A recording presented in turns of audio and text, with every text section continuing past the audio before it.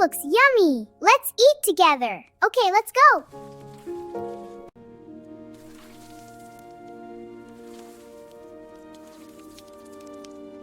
This rice looks so yummy. Yes, but it needs something.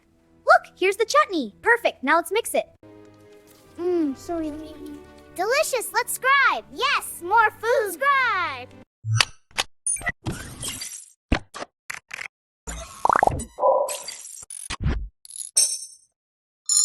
The first time the small alien cubs smelled fried rice, they thought Earth was magical.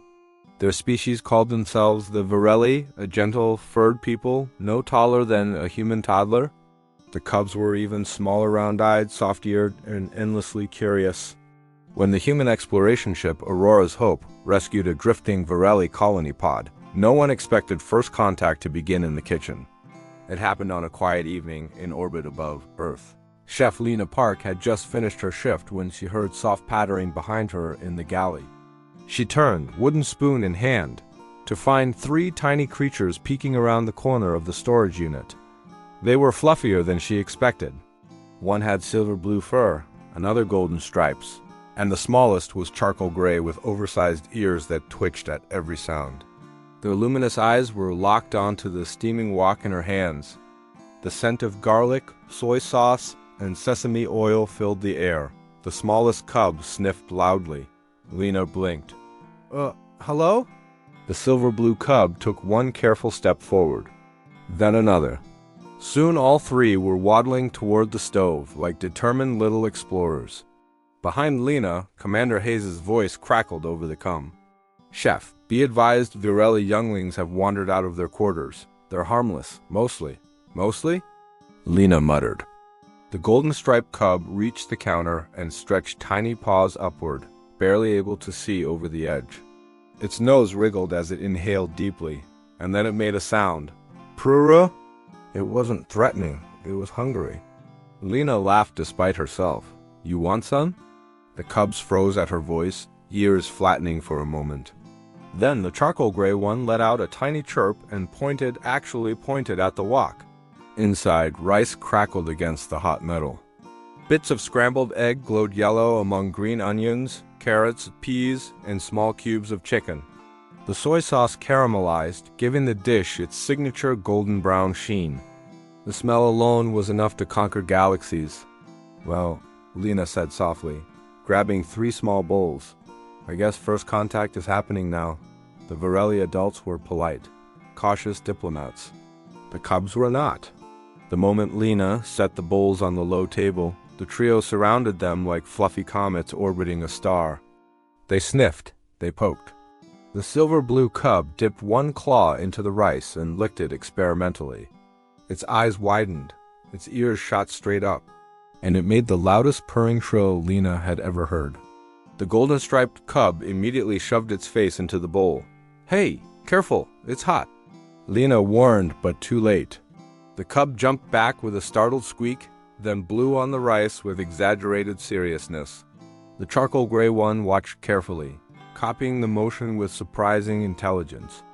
The galley door slid open, and Commander Hayes stepped in, followed by Ambassador Trell of the Virelli.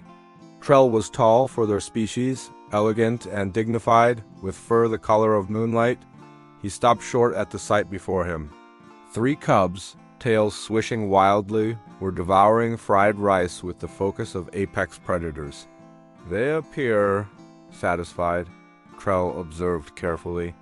The smallest cub paused mid-bite, grains of rice stuck to its whiskers. It looked up at Lena and chirped excitedly, holding out its bowl for more. Lena grinned. I think that means yes. Over the next week, something extraordinary happened. The cubs began escaping their quarters every evening at precisely 1800 hours. They would sneak down corridors, skitter past amused crew members, and gather outside the galley door like clockwork. They waited patiently now. Mostly. The first time Lena was late, the golden-striped cub pressed its tiny face against the glass and made mournful noises until she opened up. Word spread quickly through the ship. The Virelli cubs loved fried rice. But it wasn't just about food.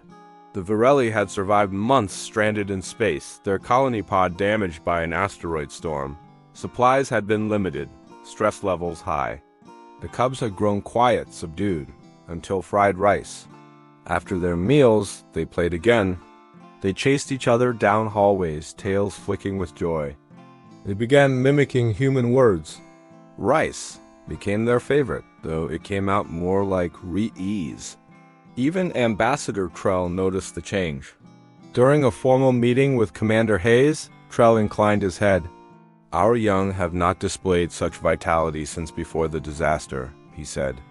"Your nourishment seems to provide more than sustenance." Hayes smiled faintly. "That's just human cooking." Trell's eyes glimmered. "Then perhaps humanity's greatest strength is not its ships, but its kitchens." One evening, Lena decided to experiment. She added shrimp instead of chicken. The reaction was immediate. The cubs sniffed suspiciously. The charcoal gray one poked a shrimp with cautious skepticism. The silver-blue cub took a bite. Pause. Then an explosive burst of excited trills filled the galley. Approved. The golden-striped cub bounced in place, tiny paws clapping together. It attempted to say something new. "Frories? Fried rice? Fried rice? Fried rice?"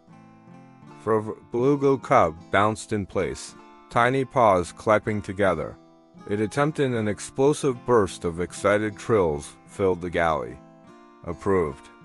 The golden stripes to say something new. Lena corrected gently. "Frises." Commander Hayes leaned against the wall, arms folded. "Chef, I think you've created an interstellar diplomatic tool." Lena shrugged modestly. "Everyone loves fried rice." Trell, who had quietly sampled a small portion himself, gave a dignified nod. "It is acceptable." Behind him, the cubs squealed in delighted betrayal. The day finally came for the Virelli to descend to Earth's surface for formal alliance talks. The cubs were nervous. New smells, new gravity, endless sky. They huddled close to Lena as the shuttle doors opened, their ears twitching at the wind. "You'll be okay," she whispered. The silver-blue cub tugged gently at her pant leg. She had packed something special. As Earth's diplomats gathered and cameras flashed, Lena set up a portable cooking station near the landing site.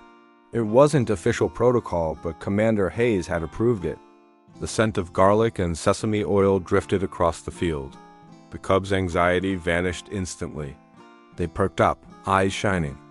Human reporters watched in astonishment as 3 tiny alien cubs sat in a neat row on the grass, tails curled around their feet, waiting politely for fried rice. When Lena handed them their bowls, the cubs ate with blissful focus, utterly unconcerned with politics. The crowd softened. Laughter replaced tension. Children watching from behind barriers waved excitedly. One human child called out, "Do they really like it that much?" The golden-striped cub looked up mid-bite, grains stuck to its fur, and gave a happy trill. The crowd melted. In that moment, barriers felt smaller. Fear felt quieter, and the universe felt friendlier. That night, as stars shimmered above Earth, Ambassador Trell approached Lena one final time before returning to the Virelli vessel. "Our alliance will be remembered for many things," he said. "Trade, technology, shared exploration." He paused. "But among our people, this era will be known as the time of fried rice." Lena laughed softly. "That's quite an honor." Trell's eyes twinkled. "The cubs have requested that our agricultural division learn to replicate your soy sauce." She grinned. "Well, send the recipe." Behind them, the 3 cubs chased each other in the grass, energized and fearless, tiny ambassadors of joy. Humanity had offered many things to the galaxy's strength, resilience, courage. But sometimes the greatest bridge between worlds was a simple dish made in a hot pan, shared with open hands. And somewhere in the vast universe, aboard a Virelli colony ship traveling toward a new home, 3 small alien cubs chirped happily around a steaming bowl of fried rice, proof that even among the stars, HFY wasn't about domination. It was about dinner. The Virelli left Earth with full hearts, formal treaties, and 3 cubs who refused to sleep without asking for that one special thing. Chef Lena Park never thought her fried rice recipe would spread beyond one rescue ship. She definitely never expected an interstellar cooking competition. But 3 months after first contact, the Galactic Assembly announced the Cultural Exchange Summit. Every allied species would present one dish representing their civilization. The Varelli registered immediately. Dish name: human fried rice. Ambassador Trell's message to Earth was short and dignified. Our cubs insist. Helios Ring Station was a massive artificial world orbiting a blue giant star. In one docking bay, 3 small Varelli cubs bounced impatiently beside a cargo crate labeled Fragile Soy Sauce. Lena stepped off the shuttle behind Commander Hayes, staring at the crowd of alien delegates. "I can't believe this," she muttered. "We're here because of leftovers." The silver blue cub, now slightly taller but still round and fluffy, grabbed her pant leg and chirped urgently. "Freesis," Lena smiled. Yes, we'll cook." The competition hall was enormous. Rows of prep stations glowed under a transparent dome, with stars shimmering like scattered diamonds outside. Each species brought something extraordinary. The Aerolus presented floating nectar spheres that glowed. The Thomas's Prime delegates carried a bubbling mineral stew that steamed in neon colors. One species even prepared something that hummed musically. Alina looked down at her ingredients: rice, vegetables, eggs, chicken, soy sauce, sesame oil. It all looked so simple. Ambassador Trell approached. "Chef Lena," he said gently, "our people do not measure strength by complexity. We measure it by what it awakens." Behind him, the cubs were already arranging bowls, the golden-striped one even wearing a tiny apron. When the signal chimed, the cooking began. Exotic aromas collided mid-air. Lena centered herself. Walk on heat. Oil shimmer. Garlic first. Always garlic first. The sizzle rang out, and nearby delegates turned their heads. She added eggs, then vegetables, then the day-old rice. The rhythmic scrape of metal against metal echoing with confidence. The charcoal gray cub stood on a small platform, carefully pouring pre-measured soy sauce when she nodded. A dramatic hiss rose as the sauce hit hot steel, and the smell changed instantly, deeper, warmer, inviting. Across the hall, conversations faltered. Even species without noses adjusted sensory frills toward the scent. The Thomas's Prime delegate blinked both sets of eyelids. "What is that aroma?" Trell's ears lifted proudly. "Home," he replied. When tasting began, the judges floated from station to station. Some dishes dazzled visually, others stunned with chemical reactions. Then they reached the Varelli station. 3 cubs stood in a neat row, tails curled politely. Lena handed over small bowls. One crystalline judge absorbed a sample, and the light within its body flickered, shifted, then brightened. Another judge, a tall insectoid being, clicked its mandibles thoughtfully before taking a bite. Crunch of vegetables, soft rice, savory depth. Its antennae lifted slowly in surprise. It began, searching for the word. "Comfort," supplied Trell. The smallest cub tugged at the insectoid's sleeve and said proudly, "Freesis." But the true moment came unexpectedly. A massive, 8-foot-tall Thomas's Prime delegate tasted the rice and went still. Its species had endured a planetary famine decades earlier. Food for them was survival, not pleasure. It swallowed carefully, then took another bite. "This dish," it rumbled, voice echoing, "requires cooperation. Heat control, timing, balance. It is not extravagant. It is made with care." Lena blinked. "Yes," she said quietly. "That's kind of the point." The delegate turned to the assembly. "In our culture, we say a civilization can be judged by how it feeds its young." He gestured toward the cubs. "These young are thriving." Silence filled the dome. Then, slowly, multiple species signaled agreement. The results were announced an hour later. 3rd place went to the nectar spheres of Aerolus. 2nd, the harmonic stew of Octari. And 1st place. There was a dramatic pause. Fried rice, presented by the Varelli in partnership with humanity. The hall erupted. The golden-striped cub screamed in triumph and knocked over a container of peas. The silver-blue cub grabbed Lena's hand. bouncing up and down, yelling, "Reese!" Commander Hayes leaned close. "Chef, you just won humanity's first galactic trophy." Lena stared at the cheering crowd. "It's rice," she said weakly. Trell stepped beside her. "No," he corrected gently. "It is a message."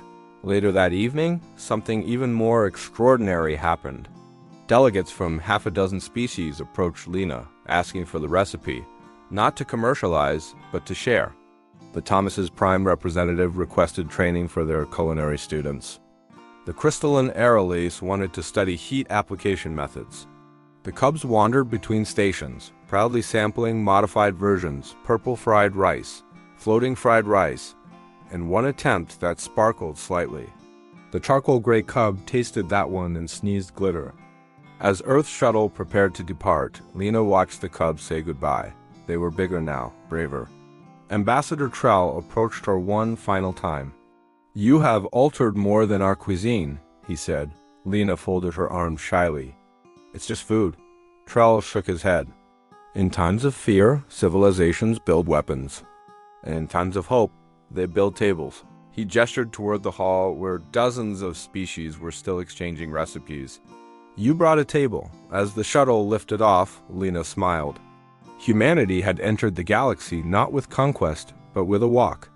And somewhere among the stars, 3 small alien cubs proudly told anyone who would listen about the greatest discovery in the universe: garlic, soy sauce, and the humans who knew how to use them.